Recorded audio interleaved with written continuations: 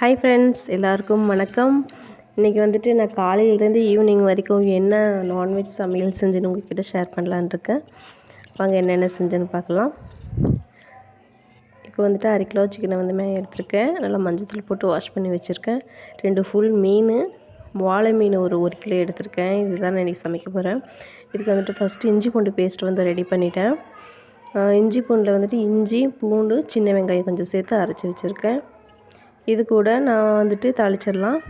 ஒரு பேன் வச்சுட்டு எண்ணெய் கொஞ்சம் 2-3 ஸ்பூன் ஊற்றிட்டு இதில் கொஞ்சம் சோம்பு, வெங்காயம் சேர்த்துருக்கேன். சிக்கனை தாளிக்க போகிறேன்.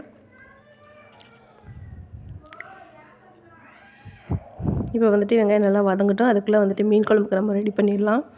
இது கூட 2 பச்சை மிளகாயை சேர்த்திடலாம். மீன் குழம்புக்கு ஒரு 10-15 சின்ன வெங்காயம், கொஞ்சம் பூண்டு, கொஞ்சம் இஞ்சி சேர்த்துருக்கேன். வதக்கி இன்றைக்கி நம்ம அரைச்சி செய்ய போகிறோம் மீன் குழம்பு. இது கூட ஒரு 4 தக்காளியை சேர்த்துட்டு கொஞ்சம் எண்ணெய் சேர்த்து இதை நல்லா வதக்கிக்க போகிறோம்.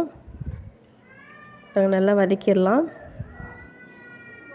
இப்போ சிக்கன் குழம்பு என்னாச்சுன்னு பார்க்கலாம். வெங்காயம் நல்லா வதங்கிருச்சு பாருங்கள், நல்லா ப்ரௌனிஷ் ஆகிடுச்சு. இப்போ 2-3 ஸ்பூன் அளவுக்கு இஞ்சி பூண்டு சேர்த்துடலாம்.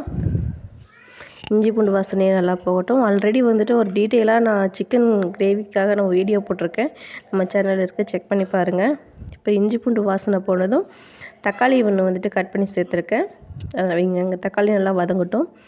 இப்போ மீன் குழம்புக்கு கொஞ்சம் இதெல்லாம் ஓரளவுக்கு வதங்கிருச்சு. இப்போ தக்காளியே வதங்கினதும் நம்ம மேரினேட் பண்ணி வச்சுருக்க சிக்கனையும் சேர்த்துட்டு கொஞ்சம் கருவேப்பிலை சேர்த்துட்டு அந்த இஞ்சி பூண்டு பேஸ்ட்லேயே ஒரு 3/4 வாசி வேகணும். அது போல் வேக வச்சிடலாம்.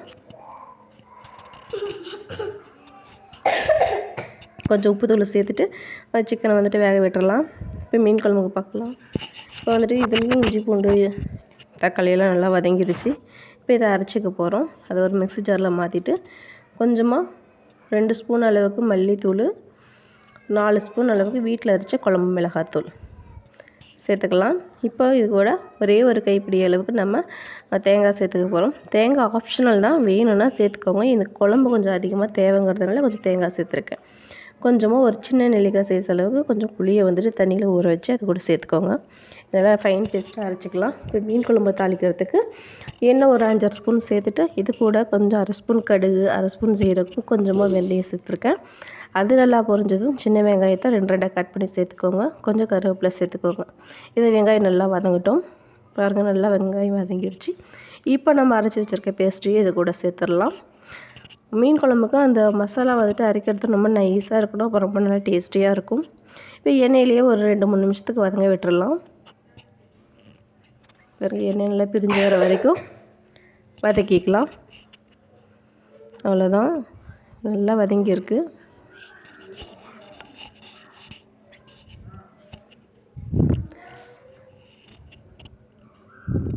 இப்படி செய்யும்போது மீன் குழம்பு நல்லா டேஸ்டியாக இருக்கும். கொஞ்சம் அதனுடைய ஃப்ளேவர் ரொம்ப நல்லாயிருக்கும். இப்போ தேவையான அளவுக்கு தண்ணி சேர்த்துட்டு நம்ம கொதிக்க விட போகிறோம்.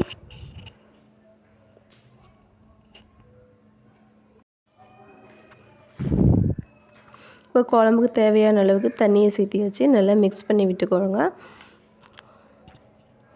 தேவையான அளவுக்கு உப்பு சேர்த்துக்கோங்க. நம்ம புளியெல்லாம் நம்ம தனியாக கரைச்சி ஊற்றல, ஆல்ரெடி போட்டு நம்ம அரைச்சிட்டோம். இப்போ சிக்கனை பார்க்கலாம். சிக்கன் நல்லா ஒரு 3/4 வாசி வெந்துருச்சு.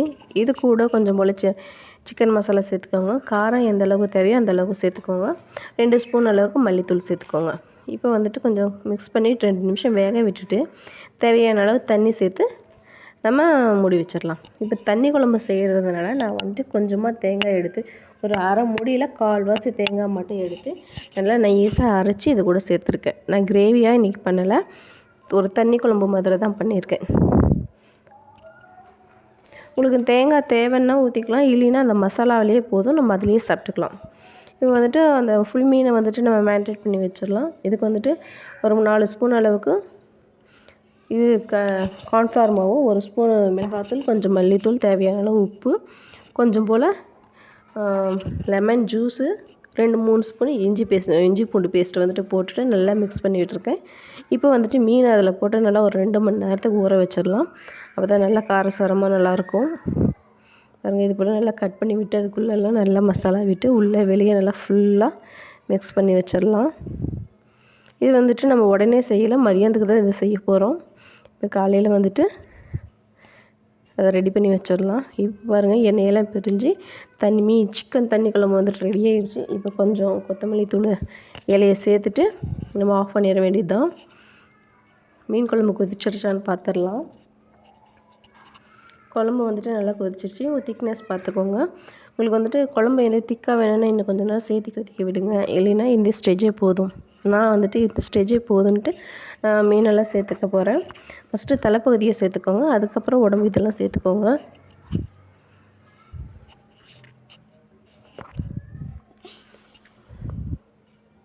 இந்த மீன் வந்துட்டு நல்லா கட்டியாக இருக்குது. முள் வந்துட்டு மேல் பகுதியாக தான் இருக்குது. உள்ள சைடு வந்துட்டு முள் அதிகமாக இல்லை. மேலே மட்டும் நல்லா பெரிய பெரிய முள்ளாக இருக்குது. இந்த மீனை க்ளீன் பண்ணுறப்ப பார்த்து தான் க்ளீன் பண்ணணும். எனக்கே நிறைய டைம் வந்துட்டு 2-3 இடத்துல குத்தி ரத்தமே வந்துடுச்சு. கொஞ்சமாக கொத்தமல்லி இலையை சேர்த்துட்டு 20 மினிட்ஸ் வந்துட்டு நீங்கள் வேக விட்டுருங்க. சிம்மில் வச்சு வேக விடுங்க. அவ்வளோதான். இட்லிக்கு மாவு ரெடி ஆகிடுச்சு. இட்லியும் நல்லா ஊற்றி எடுத்துகிட்டு போகிறோம். இப்போது 20 நிமிஷம் கழித்து நம்ம பார்க்கலாம். மீனும் நல்லா வெந்திருக்கு. இது வந்துட்டு கறி சாப்பிட்ற மாதிரி தான் இருக்குது இந்த மீன். அவ்வளோதான். இட்லியும் ஊற்றியாச்சு. ரொம்ப நல்லா சாஃப்டாக வந்திருக்கு. இப்போ காலையில் டிஃபனை முடிச்சிட வேண்டியது தான். இப்போ அந்த மதியமாக இது தோசைக்கல்லில் இந்த மீனை ஃப்ரை பண்ண ஒரு 12:30 மணி இருக்கும்.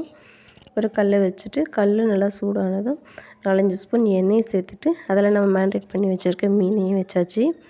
இது வந்துட்டு நல்லா சிம்மிலேயே வேக வைக்கணும். ஒரு மீடியம் சைஸ் அளவுக்கு ஃபிஷ் இது வந்துட்டு அடுத்த பக்கம் திருப்பி போடும்போது கொஞ்சம் எண்ணெய் சுற்றி விட்டுட்டு அதுக்கப்புறம் திருப்புங்க. அப்போ தான் நல்லா அந்த இதெல்லாம் பிஞ்சு போகாமல் அந்த கல்லில் ஒட்டாமல் கரெக்டாக வரும். அதுபோல் ட்ரை பண்ணி பாருங்கள். இது போல் 2 சைடு நம்ம திருப்பி போட்டுக்கலாம். இது கூட நான் வந்துட்டு தக்காளி, பச்சை மிளகாய், கொஞ்சம் கருவேப்பிலை இதெல்லாம் பொடியாக கட் பண்ணி வச்சுருக்கேன். அதையும் சேர்த்துக்க போகிறேன். நல்ல ஒரு வாசனையாக இருக்கும். நல்ல ஒரு ஃப்ளேவராக இருக்கும். இது போல் ட்ரை பண்ணி பாருங்கள் ஒரு டைமு. இப்போ வந்துட்டு தக்காளி கட் பண்ணி வச்சுருக்கிறதெல்லாம் சேர்த்துட்டு கொஞ்சமாக எண்ணெய் சேர்த்துக்க போகிறோம். சேர்த்துட்டு கொஞ்சம் நேரம் வேக விட்டுறலாம். சிம்மிலேயே வேக வைங்க. ஹை ஃப்ளேமில் வேண்டாம். சீக்கிரம் கரிஞ்சிடும். ஆனால் உள்ளே வந்துட்டு கண்டிப்பாக வெந்திருக்காது. அந்த மசாலாலாம் நம்ம போட்டுக்கிறது அப்படியே பச்சையாகவே இருக்கும். பாருங்கள், இது போல் ஒரு 2 நிமிஷத்துக்கு ஒரு டைம் திருப்பி போட்டு சிம்மிலேயே வச்சு நல்லா வேக வச்சு எடுத்துருங்க.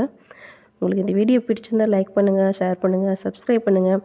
பக்கத்தில் இருக்கிற பெல் பட்டனையும் ப்ரெஸ் பண்ணிவிட்டு ஆளுங்கிறதையும் கிளிக் பண்ணிக்கோங்க.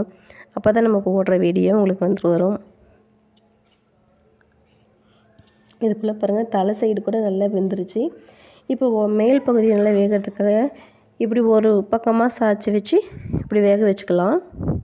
அப்போ தான் எல்லா சைடு கரெக்டாக வெந்திருக்கும், நல்லாயிருக்கும். இப்போ வந்துட்டு மீன் வந்து ஓரளவுக்கு ரெடி ஆயிடுச்சு. இன்னும் கொஞ்சம் நேரத்தில் சர்வ் பண்ணிட வேண்டியது தான். பாருங்க, இது போல் நீங்களும் செஞ்சு என்ஜாய் பண்ணுங்கள். நல்லா வெந்திருக்கு. நல்லா ஒரு சாஃப்டாக இருக்குது. நீங்களும் இதே போல் ட்ரை பண்ணிவிட்டு எப்படி இருந்ததுன்னு கமெண்ட் செக்ஷனில் கண்டிப்பாக சொல்லுங்கள். தேங்க்யூ ஃபார் வாட்சிங்.